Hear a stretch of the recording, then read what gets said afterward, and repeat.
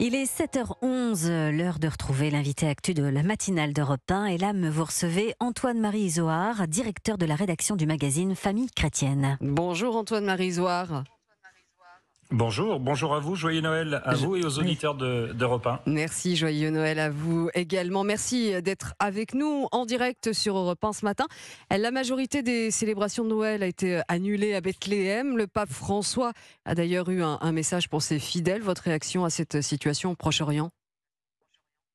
Écoutez, Bethléem, pour tout vous dire, j'y étais il y a trois semaines pour Famille Chrétienne, pour y faire un reportage sur les chrétiens justement qui vivent là-bas, le petit troupeau des chrétiens qui vit là-bas, à peine 10%, qui ont tous envie, enfin beaucoup envie de quitter le territoire, mais qui avaient aussi envie de fêter Noël, mais de le fêter liturgiquement. C'est-à-dire que ce qui m'a été expliqué, c'est que il y avait pas de sapin, pas de crèche quasiment dans les maisons, il y en avait encore moins place de la mangeoire devant la basilique de la Nativité. La commune avait même enlevé, en pensant à Gaza, les lumières, les illuminations que l'on y voit chaque année. Non, le patriarche de Jérusalem est allé, le patriarche Pizzabal est allé célébrer la messe hier soir, évidemment avec moins de faste que d'habitude, mais c'était très émouvant et on l'a vu, c'est un geste qui n'est pas anodin, avec un kéfier autour des épaules en rentrant dans Bethléem.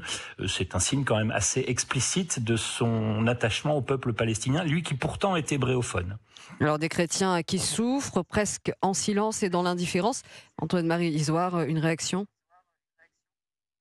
Écoutez, j'aurais tendance, pardonnez-moi, mais j'aurais tendance à venir à l'essentiel au matin de Noël. C'est que l'essentiel, c'est la naissance d'un enfant. N'en déplaise à Michel Onfray, à ses thèses sur la mythologie, sur le concept ou Jésus-Christ qui serait un mythe ou une idéologie.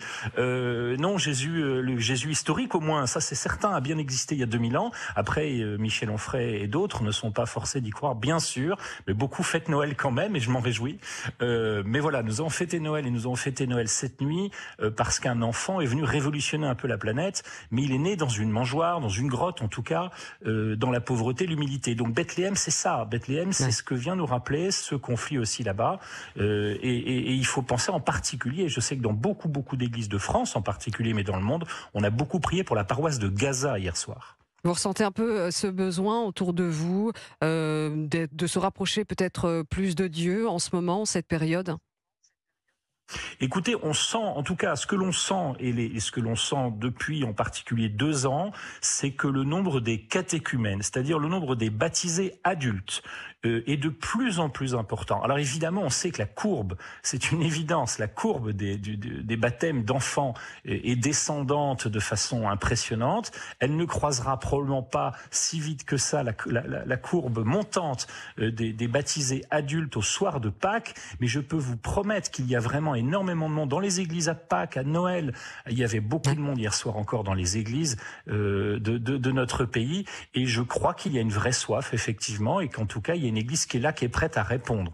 Alors justement, il y aura du monde aussi ce midi. Le pape François prononcera sa bénédiction Urbi et Orbi, au cours de laquelle il se livre traditionnellement à un tour d'horizon des conflits dans le monde.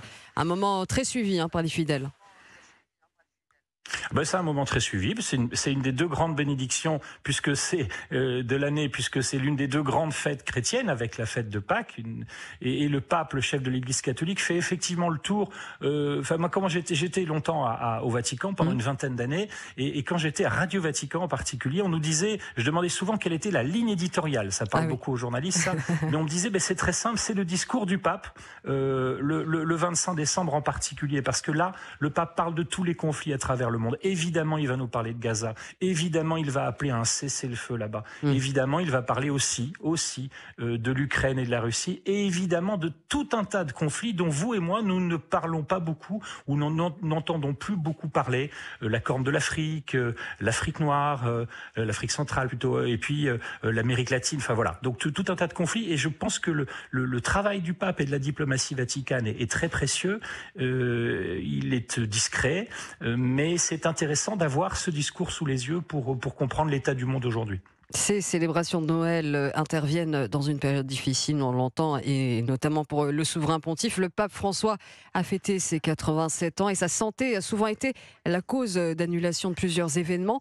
Le Vatican s'inquiète, et les fidèles aussi ?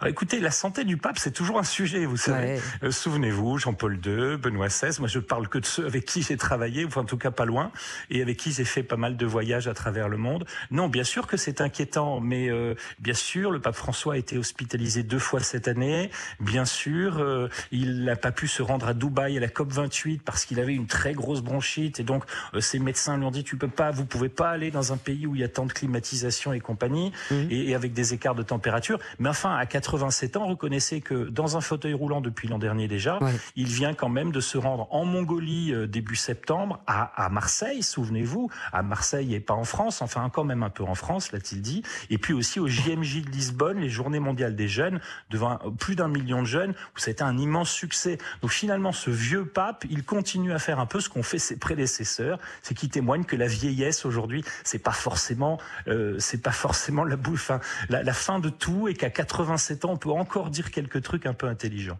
Ouais, et une dernière note positive, peut-être une dernière question sur l'état, l'esprit de Noël. Et c'est quoi aujourd'hui l'esprit de Noël? Il a évolué ces dernières années? Écoutez, je ne sais pas si je suis un expert de l'esprit de Noël. Moi, je suis plutôt un expert du Saint-Siège et de la religion catholique en France, où j'essaye du moins, et même comme chrétien. Donc moi, l'esprit de Noël, j'aurais tendance à dire qu'il faut revenir à ce que je vous disais tout à l'heure au tout début, à cet enfant tout petit, humble et discret qui est né dans la crèche et qui vient quand même pas mal changer le monde. Voilà. Merci Antoine-Marie Isoard d'avoir accepté notre invitation en direct ce matin sur Europe 1. Encore une fois, joyeux Noël à vous.